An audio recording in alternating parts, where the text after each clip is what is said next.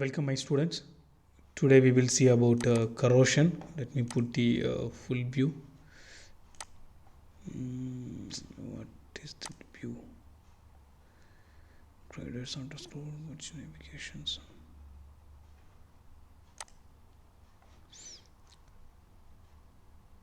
Welcome students. Today we will see about corrosion. Okay, corrosion is an important topic. It was mixed with the advanced material tools, but you should know a little bit. Otherwise, the selection of material and the function of material will lose. Okay, so you should know. So we'll go to the topic. Corrosion is always bad. So we are seeing the first page, and you can see a lot of corrosions are available here and here and here. So corrosion is poor, right? Too bad. It should not happen. But other side also we have corrosion is so good. I can show some images like a car body chassis, bridges, and the big rigid structure. And normally, if you are using the nails, which is used in your home, simply if you are put it in the outside, some long after, it will get corroded and it will become over. Okay, you can see some layers may be formed over there. Then if you are removing the layers inside, you will get something, right? So what is it indicating means it's going to absorb, it's going to undergo oxidation, and it's going to eat something. That's it. So let me go for another side of the corrosion. Yes, corrosion is good. Okay, so first one is the wafer plate and etching polishing process like photolithography, etc. We are using that one. So corrosion is good, and we are making stitches, another thing which is eaten by the micro level, as well as the environmental conditions, as well as the bacteria, fungus, algae, etc. So corrosion is always good and bad both. Okay, it's depend upon the applications. So if you want to see the severity of the corrosions, I always telling my students to check the Statue of Liberty. As you can see, Statue of Liberty is placed over here, but the copper plates are placed over here. There is a strong connection between these two, because Statue of Liberty is created or manufactured by using copper material, and it was placed in the center of the sea. You know that where is what. Okay, so it was corroded, and the layer of blue color has been made. So we are seeing right now it is in blue color, but initial condition it was in brown color, copper. Okay, golden colors, copper colors only it was. In liquid metal attack in corrosion, so we have to notice that I have placed some images over here, here, and you can see I have made some the grains. Okay, and the grains, and in the grain boundary you have seen something, and here also you have seen something. So this differently, clearly not differently, it's clearly telling that when corrosion is going to attack, first it will attack the grain boundary. The question is why it have to attack grain boundary. That is our first and foremost question. Because liquid metals first attack grain boundary, because in a solid, high energy locations are available or located in the grain boundaries. So they will first attack that grain boundary, then they become grow their level. Okay, if these regions continuously attacked preferably, okay, cracks evenly grow, so it may make these cracks, then it will be grow slowly. Okay, if often this is happened, the corrosion is complicated by the presence of fluxes that may be accelerate. Yes, absolutely. And electrochemical corrosions may be occur. Yes, so sometimes the metals like ceramics can also be affected easily by the materials like lithium and others, because if you see compared to metallic materials, ceramics have highest corrosion resistance, but they can also be easily attacked by the materials. Okay, so that is also possible. So remember, so carbides at the grain boundaries are precipitated over here, and that making the cracks. Okay, slowly they will make precipitate over here, then they will start making the cracks, and this is an optical microscope images where the corrosion is going to initiated over here. So another one is the selective bleaching.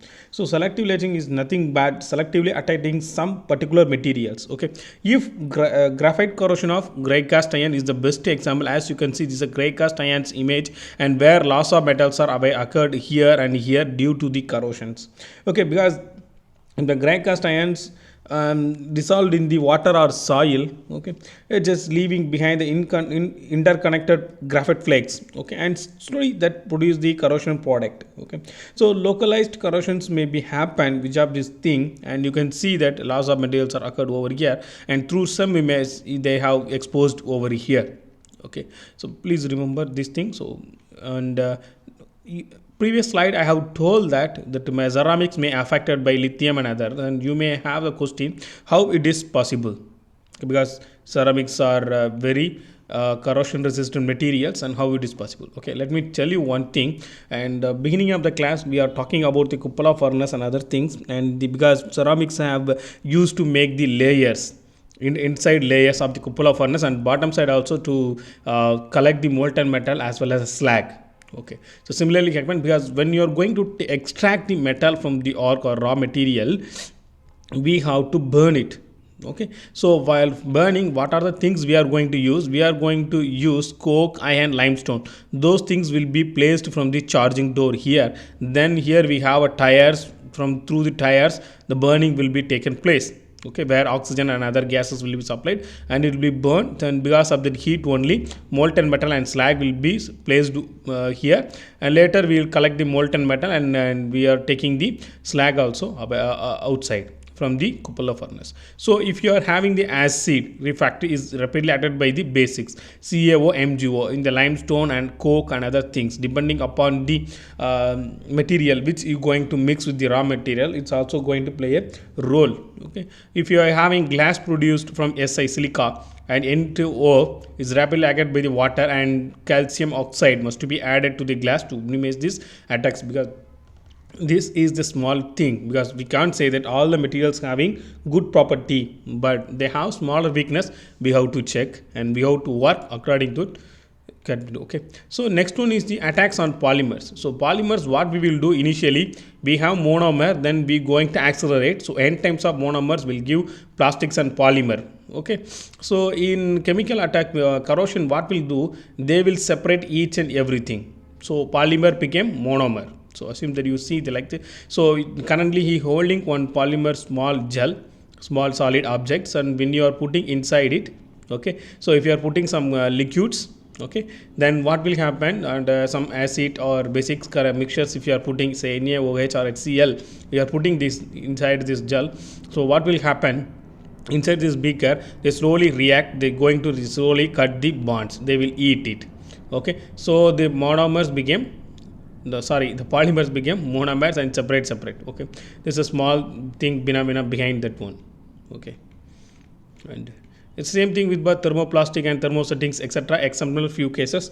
Okay, it's like backlight and other things. So if you are using any coatings over here, if it is not going to affect by the surface environment, etc., you should take care. If anything is happened, so even the small drop also getting inside this hole penetrate, and they will produce corrosion. Slowly they will eat everything. One fine day it will be collapse. Some exceptional material here is Teflon, and backlight also we can use. Okay, so there are a few type of corrosions methods are available, dry or chemical corrosions. So we will take that the first word dry, so that you can easily understand, because here we are using the word wet. Okay, dry means like a air. Okay, through the air it may be going to corrode, because very best examples, as you know in your level, if you are putting the mild steel nails, just keeping away for 1 year or 2 year, you may notice that it was corroded. And if you are taking the nails, and if you are using your hand or finger to crush it, so you can hit some powders, right? So those powders may be corroded, and you can remove after seeing after removing this thing. If you see the center part and that uncorroded, okay, that good parts will be revealed, but you can see the dimension or weight compared to 1 year before, now it will be taken away. So you will not have a clear cut dimension, it will be affected. Okay, weight loss is happened, the strength may be also reduced. Okay, so another one is the wet or electrochemicals, as a word indicated here wet, so we need some medium so that it will be become wet. So here we are using anode, cathode and electrolyte, so that it will be always is wet. Okay, so electrochemical corrosion is the most common form of attack of the materials. Okay, when the metal atoms loses their electron and becomes ions, that's happened. So slowly we will see how it's going to be happen. Okay, as the metal is gradually consumed by this process, slowly a byproduct of corrosion will be initiated on the other hand. Okay, so electrochemical corrosions occur most frequently in the aqueous medium, absolutely, because it is wet. Okay, it may be a water, soil or moisture, etc. Okay, in this process an electric circuit is created and the system is called electrochemical cell, and there is not a big much difference between the battery and electrochemical cell. And if you are reversing the polarity you can produce electroplate. That also possible, because when you are putting on some sequence, if the metal is eroding away, means if you changing reversing the polarity, it may be deposit, one side maybe get deposit. That's how we are making electroplate as well as electro coating. The thickness and coating thickness will be predicted by the electrolyte concentration as well as the amount of current that we are giving. That's the best thing. Okay, I think I have not covering here as a pitting corrosion, but somewhere I have covered pitting corrosion also. That we will see you later. Okay. So in electrochemical corrosions, in the electrochemical corrosions, as we told that we are it's creating the cells and other things, and we are looking. So components of an electrochemical cell. So we have anode, cathode and liquid electrolyte. Okay, the anode is nothing but where they generating the electrons, or where they going to give up the electrons in the circuits. Okay, and it will be corrode. Remember, anode going to give up the electrons and it became corrode. So cathode going to receive the electron and it became protected, it will not get corrode. Okay, and the electrolyte, it must be in contact. Okay, liquid electrolyte which going to make a contact, liquid contact, physical contact, and with the both anode and cathode. Okay. The electrolyte is conductive medium, yes, absolutely, because sometimes we pass the electrical current to make electrical coating and other things. So it is conductive medium only. You should not say that it's a non-conducting medium. It's conducting medium like water, kerosene, anything you can place it. Okay, so that circuit will be produced, and otherwise we'll have one physical contact also to make the potential difference. Okay, it provides means of which metallic ions leaves to the anode surface and move to the cathode to accept the electron. These are all the duties of the electrolyte. And you can see this is how it's going to be anode, which is going to give the electron. As you can see, one electron is moving from anode and it's going to the cathode. So this is how the batteries are creating. And similarly we are having the same type of thing in the corrosion products also. Okay, so here we have one solution, here we have one solution, we have one porous disc where it can be allowed both. Okay, but most probably the electrons may be passed through here and here, and we will get the circuits will be closed and slowly it will be get corrode. And if you see the batteries, when the chemical time is over, we have to change the chemical. Okay, similarly the corrosion setups also be like this: anode, cathode, and we have ions. Okay, electrolytes are placed over here, electrons and which may be the physical contact over here, and eventually we have one more electrolyte where the ions are passing and we are seen over here. Okay, it may be sometimes water ions will be there. We have copper fitting and we have steel pipe. Okay. See, if you see, it will be act as an anode and it will be act as a cathode, and the similar times some ions may be passed through here and it will reach here. That also possible. So next one is the reactions. What are the reactions that is happened with corrosion? That let me check. First, in the anode, it is a perfect material, and I told that we have it going to give up one electron. As you can see, E minus is leaving. So how much E minus is leaving? So we don't know how much. That's what we are putting the number N. Here Mn plus, it's N e power minus. Okay. Similarly, in the cathode reaction, cathode is having Mn plus, and it going to absorb this electron from here and it will become metal. Okay, metal over, that's it. So another electrolyte and different type of anodes, copper anode, electrode anode and metal anode, everything is placed over here. Same reactions will be happen. Okay, so what is the previously what is coming? Electrode is water, right? Electrolyte is water, right? Okay, hydrogen electrode, oxygen electrode, as well as the water electrode. That's maybe okay. So next one we have to see is the electropotentials. So let me start from the pure material concept. When a pure metal is placed in the electrolyte, an electrode potential which develops, and it's related to the tendency of the material to give up its electrons. Yes, absolutely, it will give. When, however, the force, the driving force which implemented over here before the oxidation reaction is upset by an equal but opposite driving force also needed for reduction of the reduction reactions. Okay, so no net corrosion will occurs because of this equal driving forces. Okay, so So it is very difficult to understand, or we have to measure the electrode potential for a single plate electrode. So we are always using one reference electrode. Okay, so and when whatever the things you going to check, the corrosion will be in another side, anode, and standard will be in the cathode side. That's what we are going to measure, and we are going to study the corrosion studies most of the materials. Okay, so electromotive force series. Okay, this based on under this only we are going to check it out, Sir Michael's Faraday's formula, so which is going to make electromotive force EMF.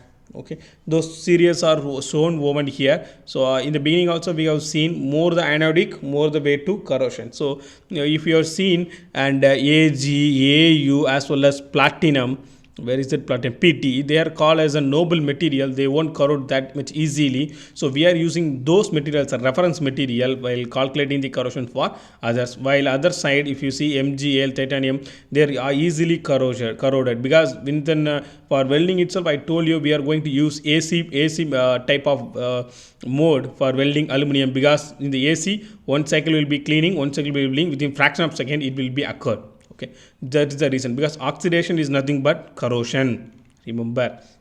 So we have one small formula. So all these values that are taken from the laboratory temperature 25 degrees Celsius. Okay, we have another equations called Nernst equation, E0 plus 0.059 divided by n log C ion. C ion is how much number of ions is produced over there within 1 m. 1 m means molarity or morarity, just check it, I think molarity. Okay, so E is the electrode potential solution containing the concentration C ion, and room temperature 25 degree. So E0 is the standard electrode potential, because if you are changing the temperature, their values may be different. Okay, let us solve one small problem. Suppose 1 gram of copper as Cu2 plus is dissolved in 1000 grams of water to produce an electrolyte. Okay, so calculate the electrode potentials of copper half cell in this electrode. Assume temperature is 25 degree, whether they given or not, we have to take 25 degree as a reference temperature. Okay, so next one is we have to take the given data. C ion is not given, but we can easily calculate it. So atomic mass of the copper is 63.54 gram per mole. So 1 by that we will get C ions. Okay, then Nernst equation, n is equal to 2, you can see 2 plus, so 2 ions will be less, so 2, and you substitute over here. E0 value is 0.34, and you can see this is the value we are always having over here, that's constant. You can take and you place it, n is 2, C ion is 0.0157, then matter will be over, is very least. Okay, rate of corrosion or plating, that's what I was saying. If you are reversing the polarity or working principle, it will give coating. If you are reversing, it will give corrosions. Okay, both are simple differences only we have. Okay, and that's okay. And the amount of metal plated on the cathode in the electroplating or removed from the anode by corrosions can be determined by Faraday's equations, which is over here, and W equal to IT m divided by nf, and in terms of I, it's a current density. We can divide it that you can take that is the instead of current density, it's I into A, we can take it that one also. So if you are substituting this formula, you will get this IA. Remaining things are constant, and we have a Faraday's constant, it is 96,500 C of charge. The disk is constant heat discovered, and I is nothing but a current, m is the atomic mass, n is the number of charge on the material, and t is the time, how much time you are taking. So there is two different conditions here. One is the time, another one is the number of metal ion. So these are all the two parameters. Others say like area or Michael Faraday's constant, and those things are constant, it's not going to change, but these two parameters, current and time, will change the result of the work. Let us see how it's going to change. Okay, so let us see one small problem. Design a process to electroplate 0.1 centimeter thick layer of copper, okay, into 1 centimeter into 1 centimeter cathode surface. Okay, so let me check the solution. First we have to check the density of the copper. Okay, 8.93 gram per centimeter cube, and area is 1 centimeter square, and volume of the copper is nothing but thickness into area. So we are producing thickness into area, so we are having this much volume. And mass of copper we already taken, Okay, then Faraday's equations, and we know MCU is 63.54 gram per mole, and N is equal to 2. Okay, so these are all the things we have taken and we are placing in the formula. So I told you current and time are the two different parameters which may be alter this process. So except that everything was placed over here and we are having this value. Now it's be time to make a trial and error value. There is two options. One, you may vary the time and you can check how much current you need. Otherwise you can keep the time constant and you can vary the current and you can check how much current you want. Okay, suppose if 0.1 ampere is a current, now the time is going to be 27.124 seconds, that is 7.8 hour. If you keep on increasing and 1100 ampere is the current, means we are having 27.12 seconds, that is 0.45 minutes. If you want, you can just make one graph and you can plot it and you may have the relationship. Okay, so next one is the big topic is the polarization, corrosion rate and polarization. Under that only it's coming. To protect the metal from corrosion, it is necessary to make the current as small as possible, because if the ions are making movement, ultimately we will get corrosions. Okay, so unfortunately the corrosion current is very difficult to measure, control or predict. The part of this difficulty can be attributed to the various changes that occur in the operations of the corrosion cells. Okay, change in the potential and on the anode or cathode, which can affect the current cell. Yes, absolutely, we are accepted. That is called polarization. So in the polarization we have three kind of polarization. One is activation, second one is concentration, another one is the resistance polarizations.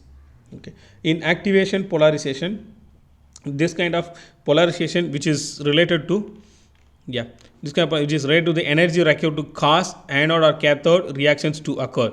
So we are going to initiate or we are going to give such much some amount of energy to activate the materials. Okay, if you increase the degree of polarization, that activation is more, this reaction occur with greater difficulty and the rate of corrosion is reduced. Okay, so small differences in the compositions in structure in the anode and the cathode material dramatically change the activation polarization. So segregation effects which may be affect in the electrode causes the activation polarizations to vary from one location to another location. This factor makes it difficult to predict the corrosions current, and that is a little bit difficult only. But concentration corrosions is nothing but, so it's very easy. The current density and thus the rate of corrosion decreases because of the concentration of the polarization. So normally if the polarization is less pronounced when the electrolyte is highly concentrated, okay, the temperature also increased or the electrolyte is vigorously agitated. So each of these factors may increase the current density and encourage the electrochemical corrosion. So these two must be restricted. Okay, so for example, high concentration of the metal ions may exist at the anode if the ions are unavailable to diffuse rapidly into the electrolyte. Yeah, that's what I'm telling. If it is, we have seen that electrolyte should have some conductivity, but some combinations will maybe neutralize or will give a very much difficult, tough competition to the anode, so that ions may not easily go and reach the cathode. That time also ion will be protected in the resistant polarizations, and we are giving the electrical resistivity to the electrolyte. Okay, so in the previous case it's automatically came, but here it was creating, if a greater resistance to the flow of the current, so greater the corrosion resistant also we are getting. So same principle is placed over here. And if you see in the activation polarization, so this correlation is related to the energy that required to cause the anode or cathode reaction to occur. So if you are increasing more number of energy, means it took more time to make the reaction, so it's ultimately we will reduce the corrosions. Okay, so electrochemical corrosions, and apart from that we'll see this thing, and you can see different type of materials are placed over here, and copper, iron, okay, it's also iron pipe. So because of these different materials, and we'll get galvanic corrosions. These galvanic corrosions you may studied in the engineering chemistry. I strongly believe that, and not only this much, and if we have a different structure, microstructure like austenite, ferrite, martensite, etc. within the small materials, and that also may affect the corrosion property, because each phases will support one phase. So thing is, if you are what I say, if you have martensite structure, it may have more micro hardness. Okay, toughness will be increased. Austenite may be give more corrosion resistance as well as ductility. Similarly, each phases have their own challenging and own restrictions, and that's affecting. So another one is the stress cells. If you have a pipe like this which is made from cold work, it was bended over here, so ultimately during in the bend portions will have more stresses. These stresses may produce some electrical potentials over here, that's making the resistance and exactly from the folded or cold work places like sharp edges, bendings, etc. Another one is the concentration cell, which maybe looks like this. In the within the grinds we have a grind boundary, so this grind boundary having higher energy and this interior grinds will have lower energy. Slowly flow the electrons will be flow from here to there to make the neutralize, and we know that if the electrons are flowing they will go and attack the grind boundary and they will start the corrosions. Okay, so fatigue failure also may be initiated over there because of these conditions sometimes. Okay, there are also concentration corrosions. Another one is the service corrosions, and which may be occurred here if any oxygen or any other foreign element are placed over here, it may try to produce the corrosions because it was too tighted, and because of that only we are getting high oxygen as a cathode over here, and we are putting one fastener over here, and another we have it's a low oxygen content which may act as an anode, so slowly they are also going to produce corrosion. So how to avoid these things? So while designing the component itself, you should make a clear design such a way this type of joints bends will not be occur anywhere. Okay, so that is the best part what we can do. Next one is the microbial corrosion. So as you can see, lot and lot of ships are sinking and they are reaching the bottom of the oceans, and where they're going, if you see in the Discovery Channel you may see the skeleton of the ship only. What about the cases and other things? Nothing will be there because microorganisms they're going to stick on the surface and they're going to eat very slowly, because from the ions and other things they will capture and they will use, and they will take the energy like they will take the energy for their leaves and other things. They will use those energy and the metals which may very important for them, because they are the deep sea and in the salt water and other things will make you a small initiation of the corrosions. Later these microfungals go and occupy those places and they will start eating all the elements one by one.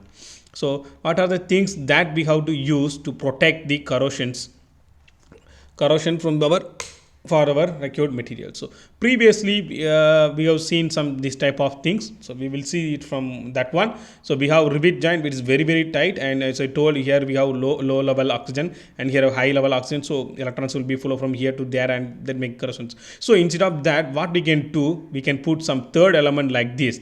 This is ion and last one also ion. In between we have solder or brace material which may act as a neutralized one, so that ions will not pass, it will be saved. And if you want another things, you may produce the weld on both sides such a way these things will be locked, as well as there won't be any chance of entering the foreign elements or any other cracks, so that it may produce some concentrations over here, the flow of electron will again take place, corrosion will take place. So these are all the things we can take. So normally what we are going to do, normally we are using paint or we are making coatings to save the elements or materials from the corrosions. Paint is the normal thing which we are using in your home and other things. For engineering applications we may use coatings, different type of coatings. Okay, so make the anode area much larger than the cathode area, so that more the anode means if one or two ions are leaving, not an issue for us, so others will be balanced. So as I told, we have to make clear cut design, that also another important. Okay,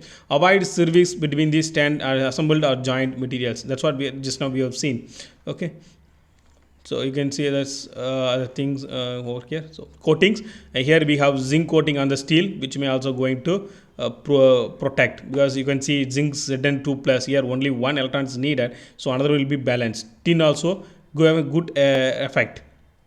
Okay, tin does not protect the steel when the coating is dispersed, since steel is anodic with respect to tin. So if the coating is open, we have one problem, but here if you are using zinc coating, not an issue, it will protect very well. Another one is the self-sacrificing method. So in the self-sacrificing methods are widely used when we are seeing the bridges and other things, and if near to the bridges which is built in the steel and other materials, we will put some metallic atoms, metallic raw metallic what I say, I forget the name, but those things we will put such a way. So what will happen during that area, nearby that area, what are the electrons they want to attack? They will attack that external material only, not the bridge material, so that it will be saved. That's what that external material which we placed over is called self-sacrificing or sacrificing method, because they lose their life, but the bridge will be saved very well. So material selection and treatment, that's what I initially told. Depending upon the microstructures, it will affect the corrosion properties. So we have to choose a clear one, otherwise it's very difficult to maintain. Okay, so in here image the sensitization temperature range is 425 to 870 degrees Celsius, but it's very difficult, right? You know that most of the process are in high temperature, and it is very difficult. Another one is the Billing-Bidworth rule. In the Billing-Bidworth rule, and we have small calculations: oxide volume per metal atom divided by metal volume per metal atom. So M oxide density of metal divided by N metal oxide density of the oxide. So slowly we are putting, and we are checking for different material. Magnesium is less than 1, so it is good corrosion resistant, and equal to 1 aluminum, so it's also okay, no problem. Oxide layer will make, but it's also another corrosion resistant material only. But for steel it was somewhat big, so it will big shapes, and it is very difficult to protect the surface of the steel. That's what it's making corrosions. And these are all about corrosions. I hope I given and small introductions about corrosions we may discuss, and forgot to discuss about the pitting corrosions. Pitting corrosion is nothing but the small thing with cavity which is happen in your teeth. So what will happen in cavity? There will be a small cavity will happen in the surface of your teeth. Then slowly it will propagate inside, and it may affect the root. One after that, what you have to do? One fine morning you will get a pain, and we have to remove the tooth. Similarly, in the materials, pitting, small cracks will be initiated, and from that only that corrosions will propagate inside it. So most dangerous corrosion is pitting corrosion, because if you have one solid structure, the outside you may see that only small cracks, but inside nothing will be there because of this pitting corrosion type. It will eat everything. One fine day, if you thinking that beam or rod may be good enough to give support for you means, and that day you will fail, because inside nothing will be there, only shell is covered because of this pitting corrosion. Okay, you can check the pitting corrosion in the internet, you will get lot of images, and here I forgot to add it. Okay, thank you.